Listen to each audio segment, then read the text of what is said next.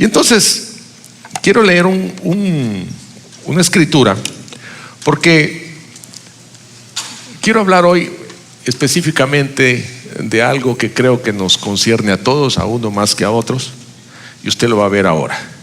Mateo capítulo 15, del versículo 1 al 15, dice: algunos de los fariseos y de los maestros de la ley que habían venido a Jerusalén le preguntaron a Jesús: ¿por qué tus discípulos, oiga esto, no siguen las costumbres de que nuestros antepasados han practicado desde hace mucho tiempo?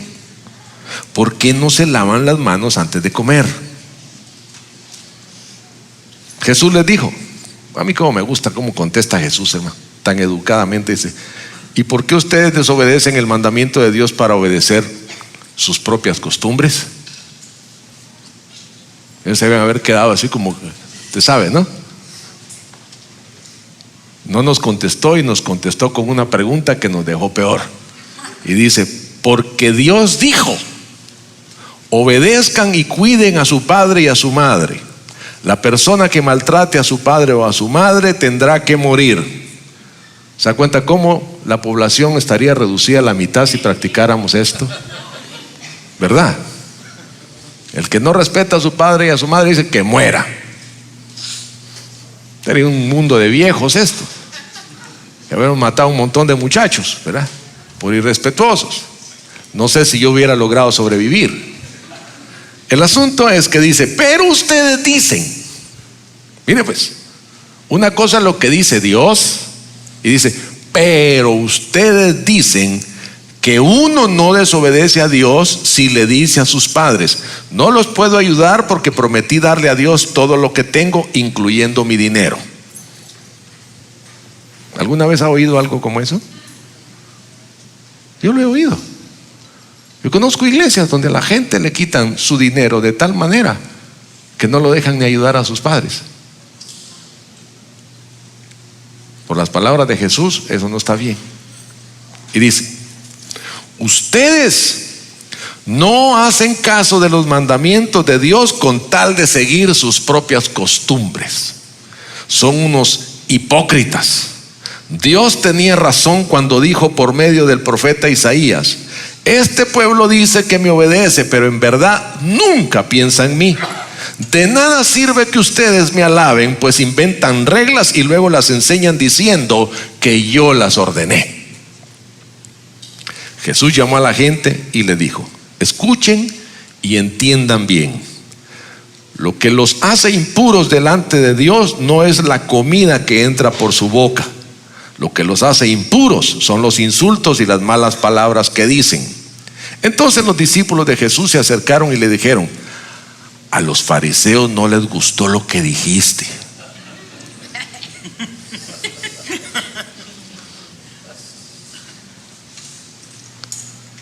Porque al fariseo, hermano, no le gusta cuando le dicen la verdad. Cuando usted confronta a una persona farisea con la palabra de Dios, prepárese porque le va a dar un puñete. Jesús respondió: mi Padre tratará a los fariseos como trata el jardinero las plantas que no ha sembrado. ¿Alguien ha hecho jardinería aquí? ¿Quiero ver las manos? Dani es un experto. Dani, ¿qué hace uno cuando uno llega a ese jardín bonito que usted diseñó y le encuentra una mata que usted no puso? Vaya para adelante, ¿verdad? Después averiguamos de quién es. Me regalaron unas semillitas de un picante que se da en Guatemala, muy sabroso, hermano. Y yo dije: lo voy a sembrar en mi casa, porque en la casa de mi mamá se daba ya en un clima como este. Lo sembré en mi casa y no se dio, pero ni las hormigas llegaron ahí a ver qué pasaba, hermano. Entonces desistí, y un día mi mamá me dijo: te conseguí una raíz de una plantita, una flor que se come allá muy rica. Y me dijo: te conseguí la raíz para que te la lleves y todo. Y me la traje de Guatemala, la sembré y la puse, hermano. De repente comenzó a crecer. Salió una ramita así, delgadita, delgadita, delgadita. Más delgada que uno de estos cables, hermano, delgadita. Y empezó a crecer, a crecer, a crecer, a crecer, pero era muy resistente. a crecer. Llegó hasta aquí con 2 hojitas en la punta. Y yo decía, ¿y esto? ¿Y las flores? No había flores, no había nada, hermano. Decía, ¿pero qué pasa? Y entonces me di cuenta que el problema había sido que la raíz era como ver una yuca, ¿sí? Así este grueso así. Y yo la puse en una macetita así. Entonces usted ya sabe lo que iba a pasar, no iba a crecer mucho. Pero entonces un día llegó el novio de mi hija, que le gustan esas cosas, y dijo, esta planta no le va a servir a tu papá aquí. Y se fue la planta. Lo sigo queriendo, lo sigo amando. Lo quería lanzar del balcón ese día, pero bueno. Lo que quiero decirle con esto es que cuando uno encuentra algo que no le parece que sea bueno, lo arranca. Entonces dice el Señor, dice, mi Padre tratará a los fariseos como trata el jardinero las plantas que no ha sembrado, las arranca de raíz y las echa fuera. Esta es una buena noticia, porque toda la religiosidad te la van a arrancar y te la van a echar fuera, hermano. Te va a salir hasta por las orejas. Sí, pero no hay nada mejor que ser libre de la religión. Amén. Entonces dice, no hagan caso de los fariseos, porque son como el ciego que guía a otro ciego. Y si un ciego guía a otro, los dos terminan cayéndose en una zanja. ¿Sí o no? Eso es verdad. Entonces, ¿a qué quiero llegar con este pasaje? Que una de las grandes exigencias de la religión es el perfeccionismo. Nosotros, mis amados hermanos, somos llamados a tener vidas excelentes. Pero ser perfeccionista no es lo mismo que ser excelente. La excelencia es una cosa y el perfeccionismo es otra muy diferente. Por ejemplo, leí por ahí en el diccionario que dice que excelente significa que sobresale por sus óptimas cualidades. Usted puede llevar una vida excelente aunque no tenga dinero, y puede no llevar una vida excelente aunque tenga todo el dinero del mundo.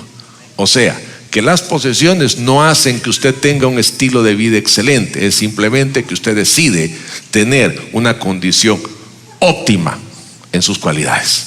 ¿Sí? Ahora, ¿qué es el perfeccionismo? Es la tendencia, oiga, si se identifica, diga amén. Tendencia a mejorar indefinidamente un trabajo sin decidirse a considerarlo acabado. Para el perfeccionista nunca está terminado nada. Por ejemplo, dice, está bien, pero podrías haberlo hecho mejor. ¿Sí o no? Sí. Bueno, si usted se identificó, diga amén. Ahí está. Estamos llenos de perfeccionistas, ¿verdad? El problema del perfeccionismo es, mis amados hermanos, lo vamos a ver hoy, es que llega a creer que Dios no tolera los errores. Y cuando el perfeccionista comete un error, siente que el cielo le cayó encima con todos los ángeles y lo llevan a patadas de regreso a su casa. Es un concepto. Tienes que ser perfecto, santo e intachable, dice la religión. ¿Sí o no? ¿Alguna vez le dijeron eso? Cuando usted vino a contarle a la gente, oiga, ya recibí a Jesús y no sé qué, y rapidito, hermano, te sacan el listado así. Ahora tienes que hacer, tienes que hacer, tienes que hacer, tienes que hacer, tienes que hacer, y no tienes que hacer, no tienes que hacer, no tienes que hacer, no tienes que hacer, y no tienes que ir, no tienes que ir, no tienes que ir, no tienes que comer, no tienes que beber, no tienes que, y te hacen una cosa, hermano. ¿De dónde saca la gente eso?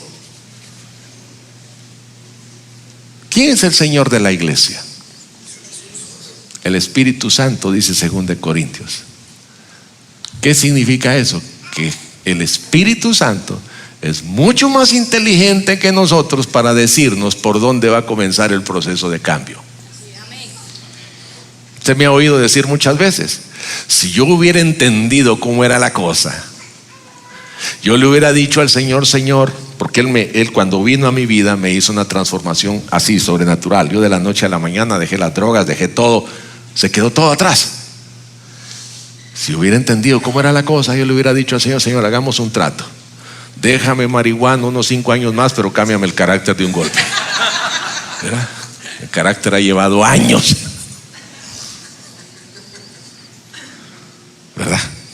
creo que todos estamos pasando por ahí. El asunto es que debemos entender que cuando la fe ha sido intoxicada, así es como habla una persona. Tienes que ser intachable. ¿Sabe qué es lo interesante de ser fariseo? Que uno le dice a todo el mundo cómo debe ser, sin preocuparse cómo va a ser uno. Porque aquí lo dice el Señor. A los fariseos les gusta ponerte cargas enormes que ellos ni con un dedo quieren llevar. ¿Sí? Entonces, cuando la fe te es intoxicada, tu fe ha sido intoxicada, así es como habla una persona poniendo sobre la vida de los hermanos una exigencia neurótica. ¿Qué significa eso? Producto de una inestabilidad emocional, y lo hacen en nombre de Dios. ¿Por qué? Porque la religiosidad te da neurosis. Porque tú estás tan preocupado por lo que te dijeron que tenías que hacer, que vives, hermano, ¿será que lo hice bien? ¿Será que? Y usted siempre está pensando. ¿Sabe cómo vive mucha gente?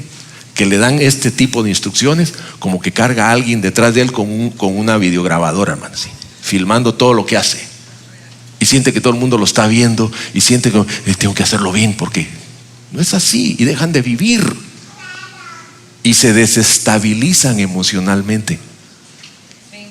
Entonces usted va a encontrar que donde hay mucha religiosidad, la gente es neurótica. ¿Sí? Sigamos. Cuando leí este concepto de fe intoxicada, yo dije, ¿qué significará esa palabra intoxicar? Oiga, eso me abrumó, porque siempre relacioné la intoxicación con un alto consumo de cosas, ¿verdad? Pero dice que intoxicar es imbuir, infundir en el ánimo de alguien algo moralmente nocivo. Dice que está hablando de algo moralmente nocivo que le fue infundido por alguien. Pero dice más. Esto es tremendo. Dice, dar un exceso de información manipulada con el fin de crear un estado de opinión propicio a ciertos fines. ¿Sabe usted que los fariseos tenían, por hacerle una comparación, aquí tenían la ley y en una cosa así enorme tenían las tradiciones de los ancianos? El libro de las tradiciones de los ancianos era mucho, mucho, mucho más grande que el contenido de la ley. Y manejaban conceptos, como dice aquí, una información manipulada con el propósito de controlar a la gente. Normalmente la religión hace esas cosas. Te dan información para manejarte la vida. ¿Sí? El otro día me escribió una hermanita acá de la iglesia y me dice, pastor, yo sé que usted nos ha enseñado que no estemos sacando gente de las iglesias, pero es que tengo una compañera de trabajo que pobrecita. Le digo, ¿qué le pasa a tu compañera? No, que viera que ahí le enseñan unas cosas tremendas. Y entonces el otro día me dice, aquí en un concurso acá en la empresa se ganó un fin de semana, no sé si en Playa Blanca o en Decameron, en uno de estos all inclusive. Y cuando ella fue con la noticia de que se lo había ganado en la oficina, imagínense que tú te ganas una cosa así, es una cosa buena, ¿verdad? ¿O no? ¿Sabe qué le dijeron? Que ella no estaba supuesta a ir a ese lugar. Así que lo mejor que podía hacer era donarle el regalito al pastor, que él sí necesitaba vacaciones. Digo, porque a mí no se me ocurren esas cosas, hermano.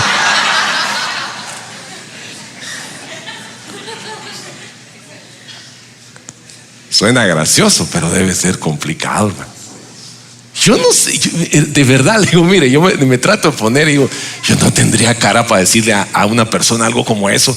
Yo siento de Dios que tú no debes ir ahí, hermano. Eso es, el siervo de Dios es el que tiene que, ¿verdad? ¿Qué es? Entonces,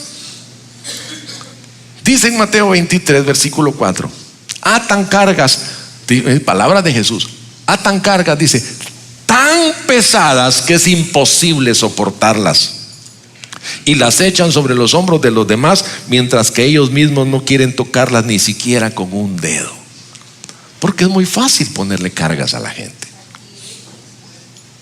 Es lo más sencillo que hay en este planeta. Usted tiene que hacer, tiene que hacer, tiene que hacer, tiene que hacer, tiene que hacer. ¿Y usted qué va a hacer? Dice, yo lo voy a ver.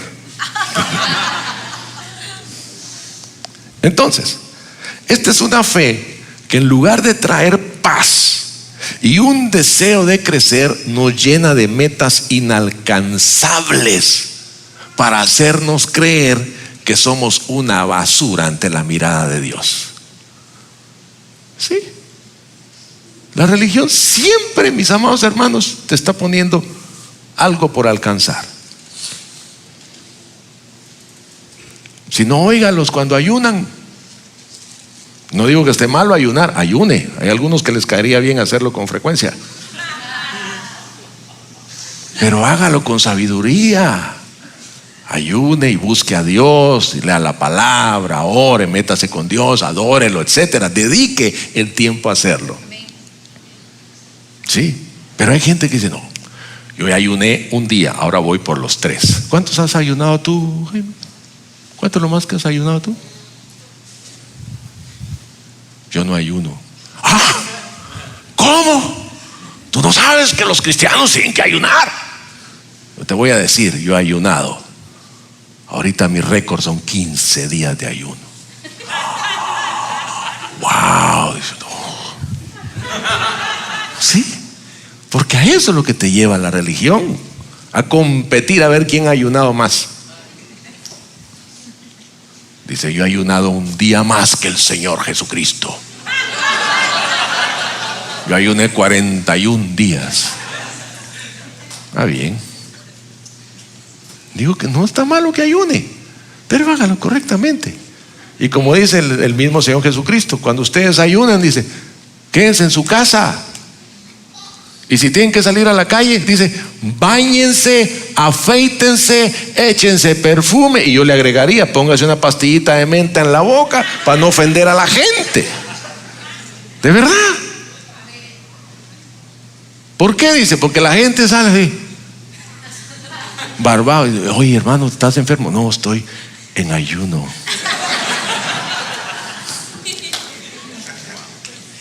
Es decir, que la religión, cuando nos pone metas inalcanzables, lo que nos quiere probar es que somos unos buenos para nada.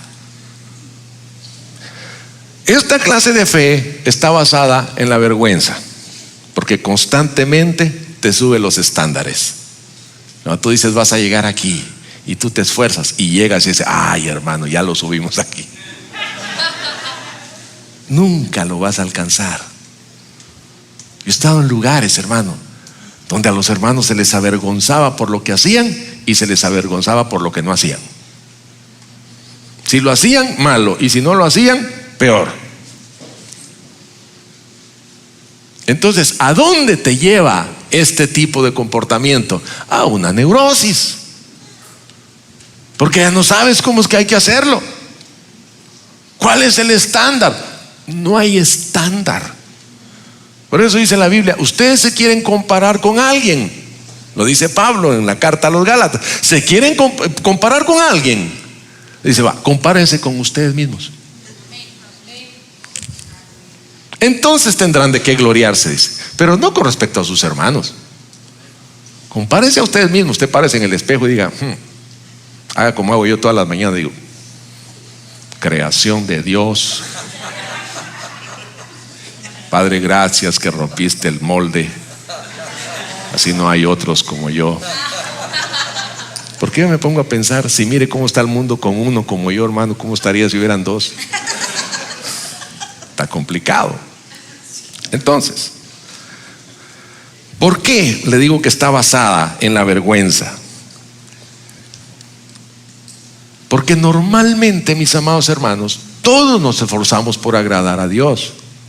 Todos queremos agradar a Dios, todos queremos hacer la voluntad de Dios y esperamos que alguien nos diga por dónde es la cosa. Pero cuando nos encontramos a alguien así, nos pone estándares que ni él mismo ha alcanzado. Y no es así.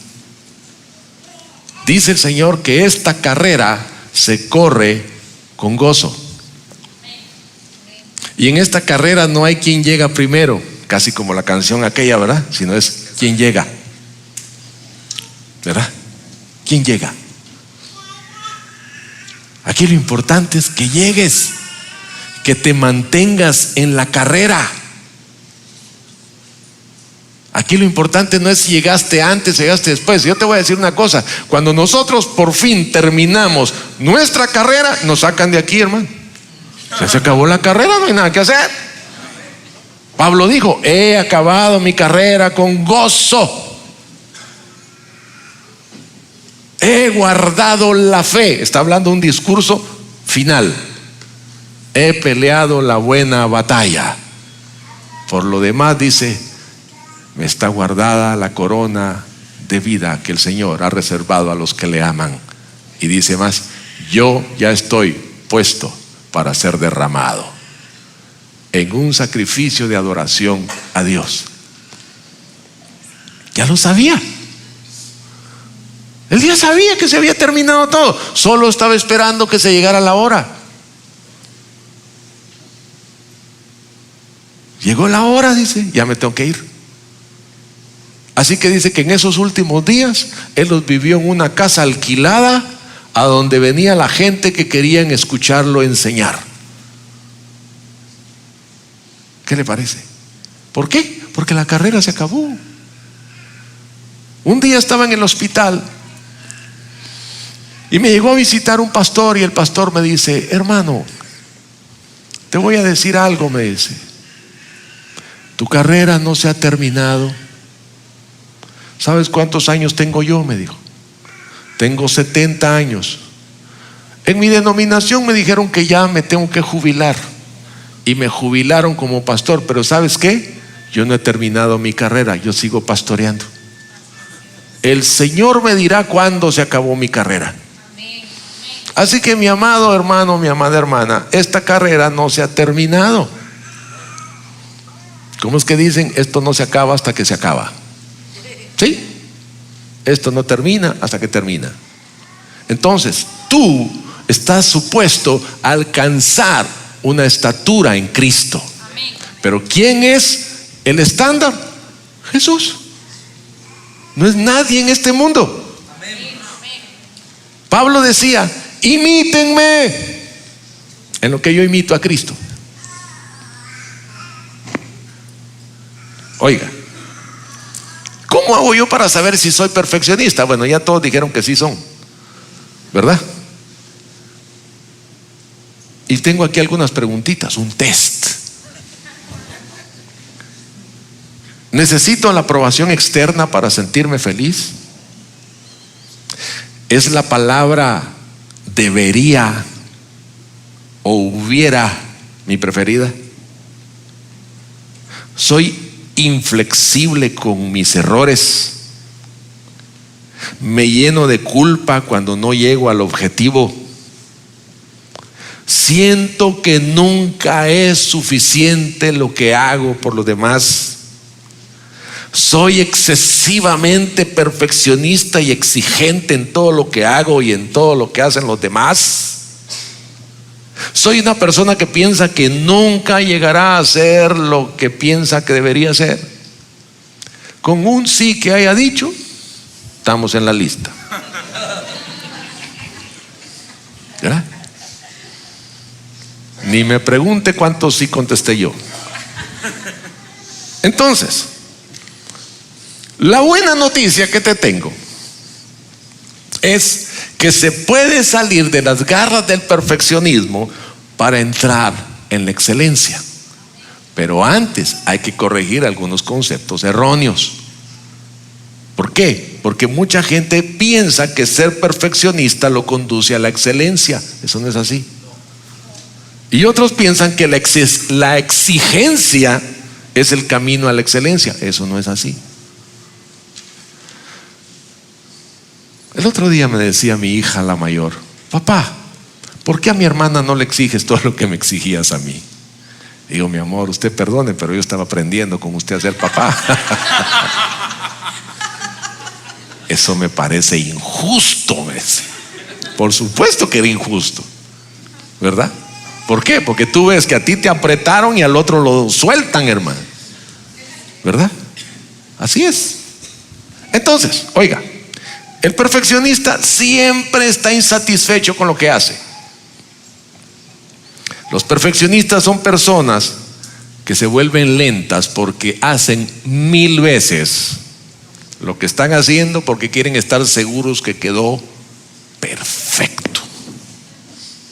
Oiga, ¿qué hora me tiene el reporte? Ya, jefe, ya va a estar. Espérese que le falta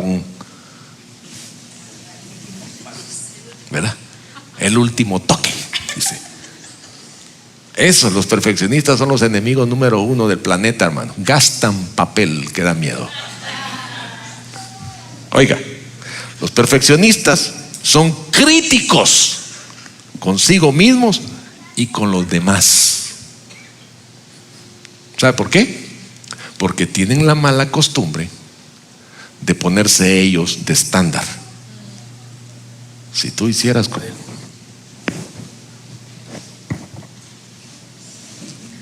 míreme a mí. Así es como hay que ser. No, hombre, por favor. Hermano, no hay autoridad para poder decir esas cosas.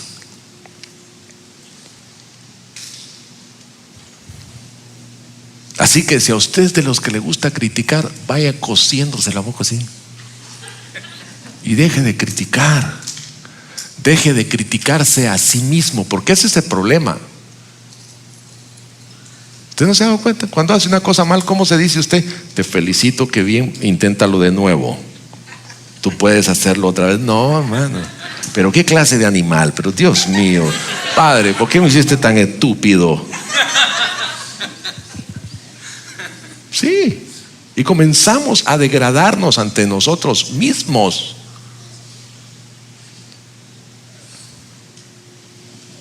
El perfeccionismo puede llevar a la depresión,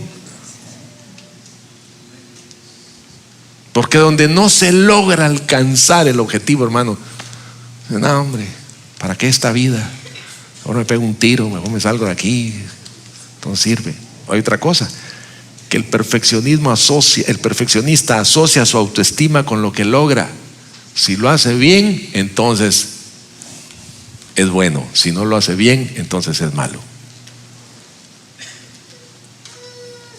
Nosotros somos llamados a hacer las cosas como deben ser hechas. Y si no nos salen, a intentarlo de nuevo. Y si no nos sale, a intentarlo de nuevo. Y si no le sale, pruebe otra cosa, pero no se quede ahí. Sí. Ahí dice: no, esto tiene que salir. Pero no. Mi abuelo fue un contador. Y en el pueblo donde yo crecí, él era el contador del pueblo. Pero ¿sabe cuál fue la primera carrera de mi abuelo? Sus papás querían que fuera médico y lo metieron a la escuela de medicina. Y mi abuelo fue muy obediente a sus padres y se fue a la escuela de medicina. En ese tiempo los muchachos iban a estudiar con saco. Pero imagínense, estoy hablando principios del siglo pasado. Iban con saco a la escuela de medicina. Y un día él regresó. Y él no sabía cómo le estaba haciendo, porque dice que no le agradaba nada de lo que veía él allá, muertos y cosas, y que hay que abrir gente y cosas así. Esas cosas que le pasan a los doctores. Disfrutan eso. ¿Dónde están los doctores? Sí. Y un día regresa a su casa, hermano. Llega, y usted sabe, la gente llegaba y se vaciaba los bolsillos, ¿no?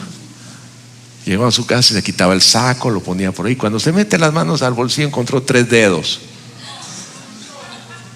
Fue el último día de escuela de medicina. No regresó más. No lo iba a intentar más. Imagínate qué cosa más macabra, hermano. Los estudiantes de medicina saben cómo son. Son terribles, hermano. Hacen unas cosas y usted ve que no le tienen asco a nada por eso. Porque entre ellos se bromean así. Yo antes pensaba, yo cuando me muera voy a entregar mi cuerpo a la escuela de medicina para que estudien ahí. No estoy entregando nada.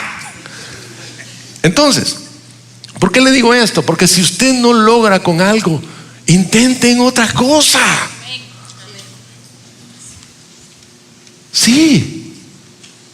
No estoy diciendo que se rinda rápido, no, dele hasta lo último. Mire, cuando yo veo esas fotos de esos muchachos, los surfistas, yo veo que eso se ve tan fácil, hermano. Wow, dice, yo puedo hacer eso.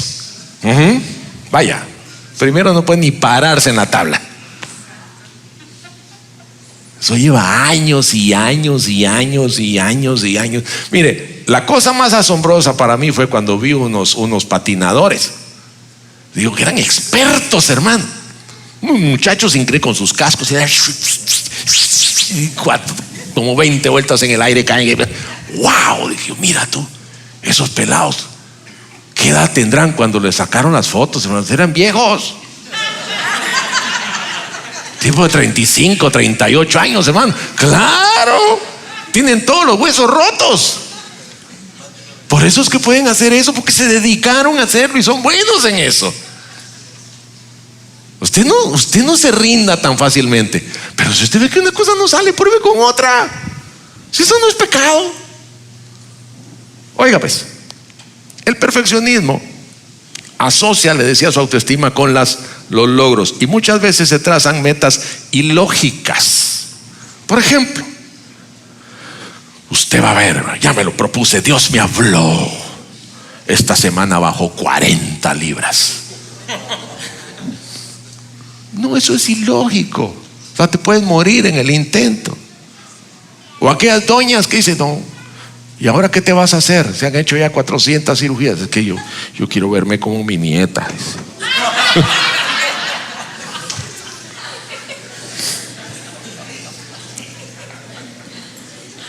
¿Sí?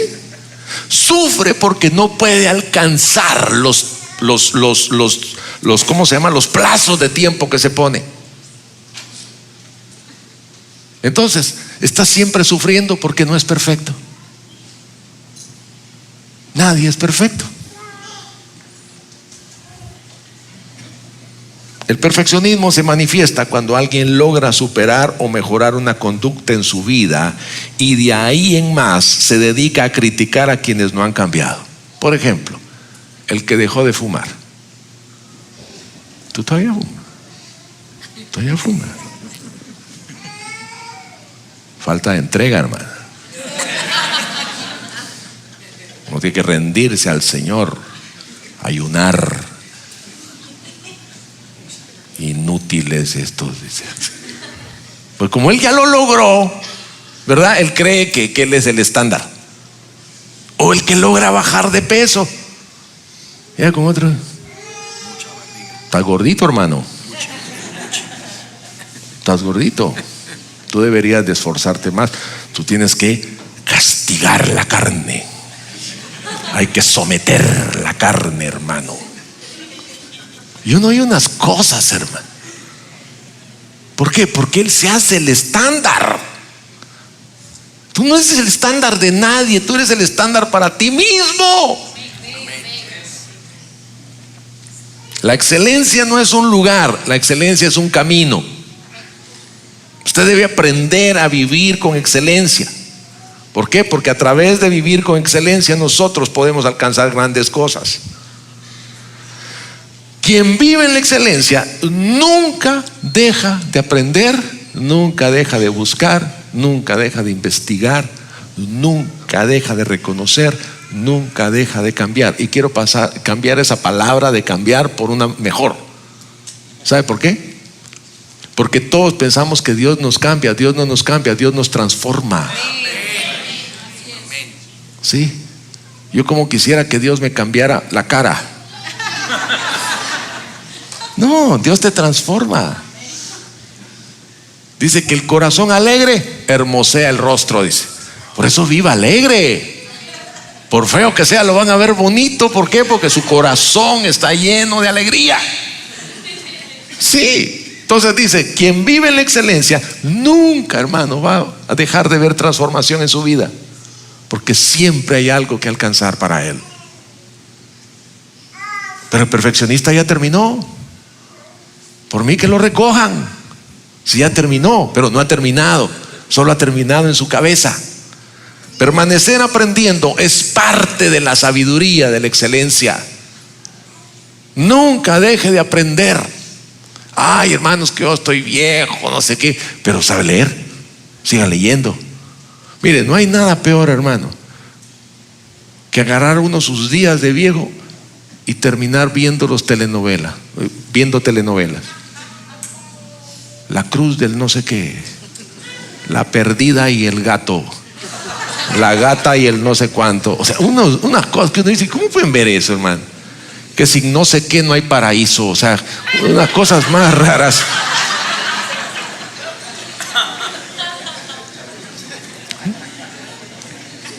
Dice, espérate que viene mi telenovela de las 9. Espérate que viene la de las 9:30. Entonces ven, cambia de canal así para estar viendo las 2. Sé de gente que ve 3 canales distintos a la misma hora y le lleva el hilo a todas. No hagas eso. Aunque sea el periódico, lee, pero mantente aprendiendo. Una vez alguien me dijo, no, hermano, es que en las telenovelas ahí se ve la vida. ¿La vida de quién? Eso no es cierto. Entonces, el apóstol Pablo nos dice, con esto quiero terminar, dice en 1 Corintios 12, versículo 31, ustedes por su parte ambicionen los mejores dones. ¿Cuántos quieren los mejores dones que Dios tiene? Usted dice, ambicionen los mejores, pero yo les voy a mostrar un camino más excelente.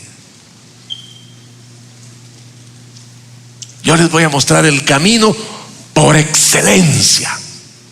Eso es lo que dice Pablo. Y empieza el capítulo 13 de 1 Corintios, donde dice, si yo hablo en lenguas humanas y angelicales, pero no tengo amor, no soy más que un metal que resuena o un platillo que hace ruido. Si tengo el don de profecía y entiendo todos los misterios y poseo todo conocimiento, y si tengo una fe que logra trasladar montañas, pero me falta el amor, no soy nada. Si reparto entre los pobres todo lo que poseo, y si entrego mi cuerpo para que lo consuman las llamas, pero no tengo amor, nada gano con eso. El camino por excelencia en Cristo es amar al prójimo. Cuando tú amas al prójimo, tú te alegras con su bendición, tú te gozas con su crecimiento, tú te eres feliz cuando él alcanza sus sueños.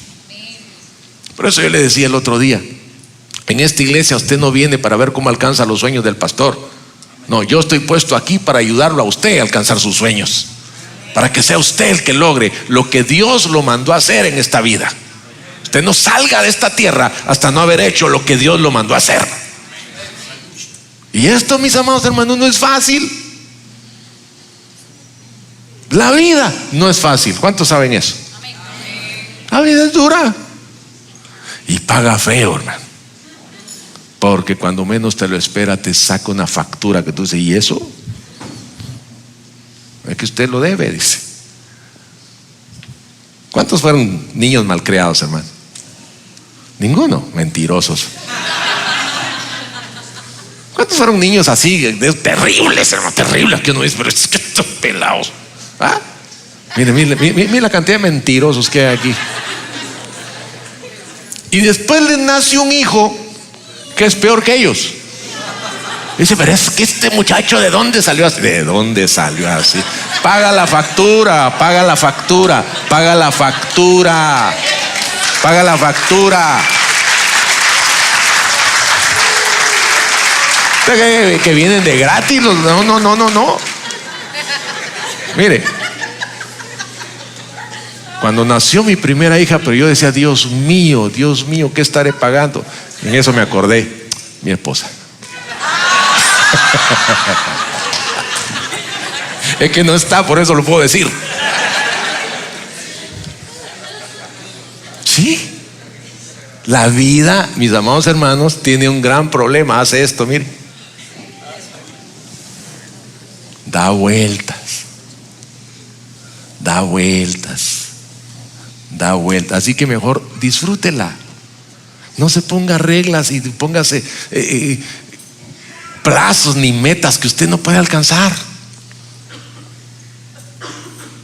Un día le dice un amigo mío a su hijo, terrible el muchacho, le dice: mi hijo, ¿y usted qué piensa hacer cuando sea adulto? ¿Qué quiere estudiar?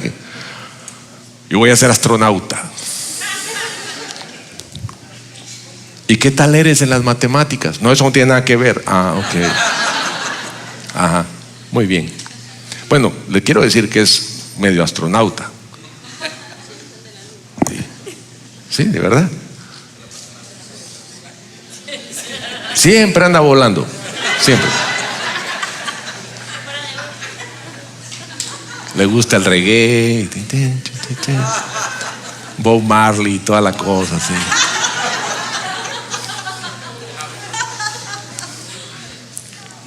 Pero uno debe saber.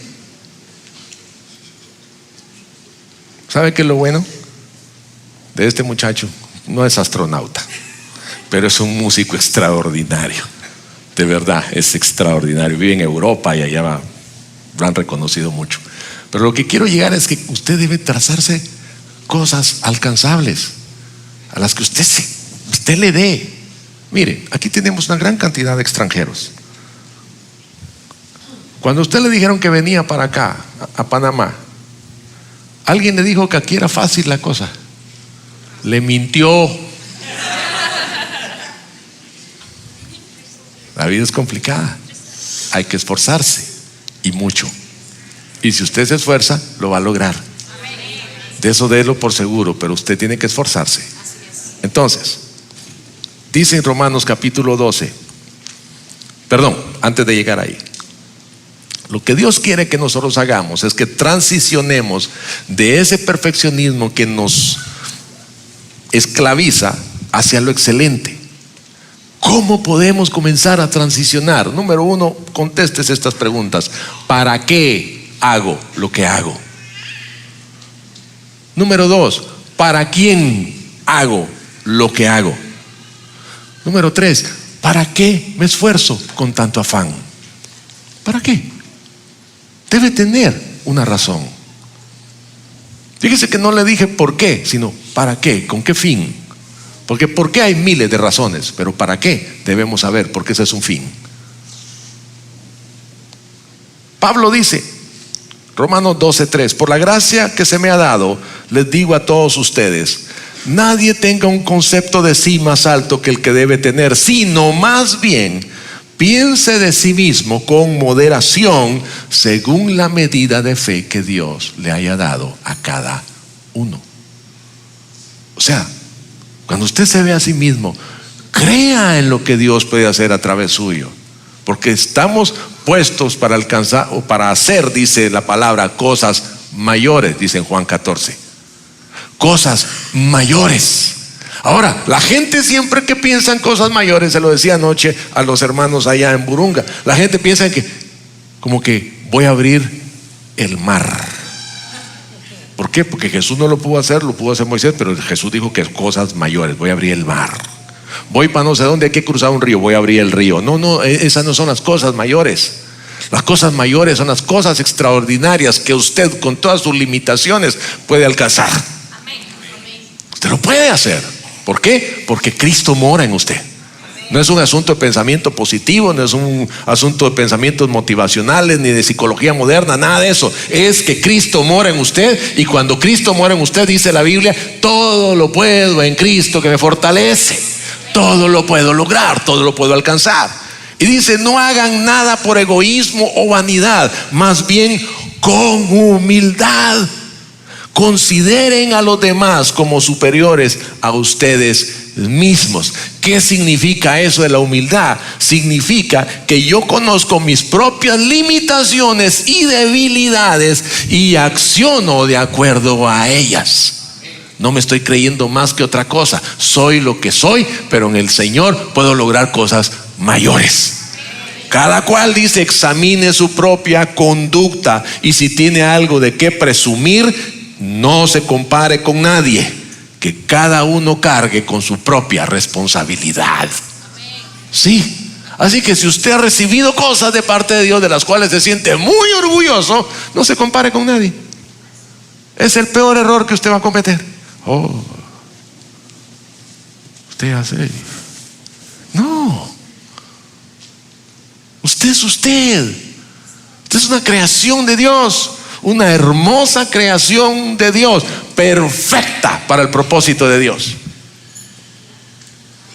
Mire, cuando conocí a Nick Vujicic, este muchacho que no tiene brazos ni piernas, y el hombre está alcanzando el propósito de Dios, animando a la gente. Que uno dice, no puede ser que este tipo me venga a animar a mí. Yo tengo todo. Él no tiene ni la mitad de lo que yo tengo, pero adentro de él, ¿sabe qué es lo mejor? Que lo mismo que él tiene, lo tiene usted. Esas son las cosas mayores. ¿Usted cree que eso no es una cosa mayor lo que hace ese muchacho? Claro que sí. Oiga, ¿por qué dice la palabra de Jesús? Porque nadie tiene amor más grande que dar la vida por sus amigos. ¿Qué significa eso? Que usted está dispuesto a ponerse en el lugar para que otros crezcan. Usted está dispuesto a ponerse en el lugar para que otros suban. Usted está dispuesto a ponerse para que otro sea bendecido y después usted. Eso es poner la vida por los demás. No es que usted se hace menos, es que usted entiende qué fue puesto a hacer. Amén. Entonces, mis amados hermanos, cuando entendemos estas cosas, dejamos el perfeccionismo y comenzamos a transicionar hacia una vida más excelente. Usted no puede quedarse ahí donde está. Usted no puede pensar que ya lo alcanzó todo. Es que ahora ya qué.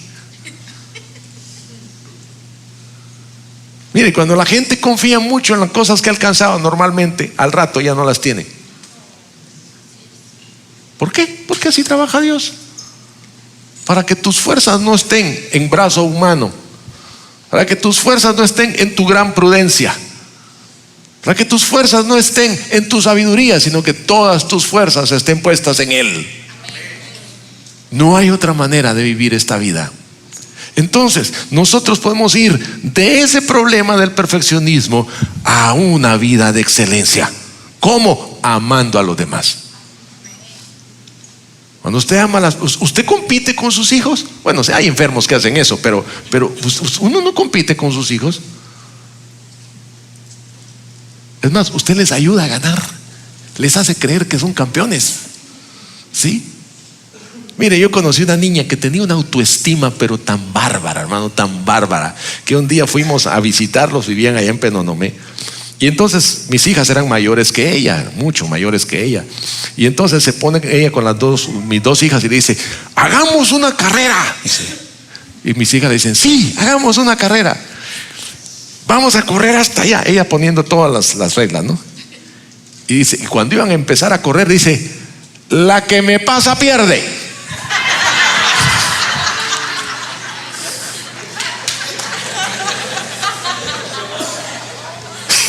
Yo nunca había oído algo semejante en una cosa de 5 años, hermano. Y esta tipa va a ser presidenta, a lo menos, porque esta es una cosa bárbara. La que me pasa pierde. Yo me quedé, wow, digo, ¿cómo? Yo recuerdo que mis hijas dijeron, dice, así no se vale.